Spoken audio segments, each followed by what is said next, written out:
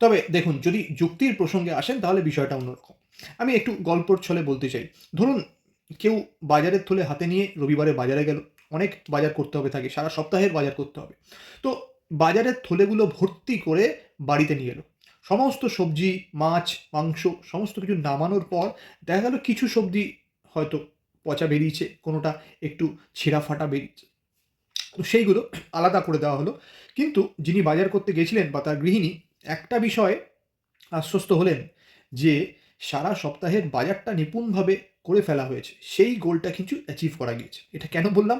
পরবর্তী আরেকটা উদাহরণে আমি আপনাদের বোঝানোর চেষ্টা করছি। ধরুন সেরকম কোনো খেলা হচ্ছে ভলিবল, আর পাশাপাশি আরেকটা খেলা রাখছি বক্সিং।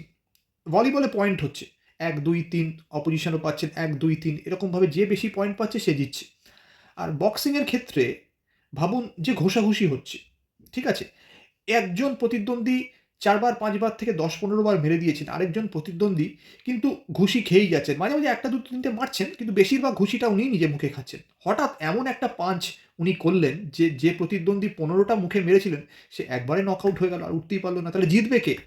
যে নকআউট ঘুষিটা মেরেছে সেই জিতবে। আর যে চিৎপটাং হয়ে গেছে সে হারবে। বিষয়টা হচ্ছে এরকম।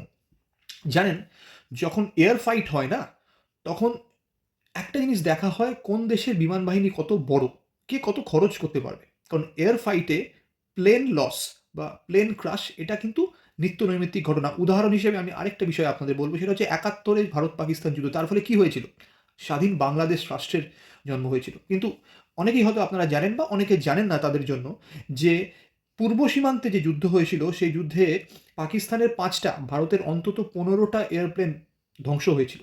আর পশ্চিম সীমান্তেও যে যুদ্ধটা হয়েছিল সেখানে পাকিস্তানের ৫-৬টা, ভারতের অন্তত ২০টা যুদ্ধবিমান ধ্বংস হয়েছিল। কিন্তু আল্টিমেট রেজাল্ট কি হয়েছিল? ৯২,০০০ পাকিস্তানি সেনা আত্মসমর্পণ করেছিল, জেনারেল নিয়াজি আত্মসমর্পণ করেছিল এবং স্বাধীন বাংলাদেশ রাষ্ট্র তৈরি হয়েছিল।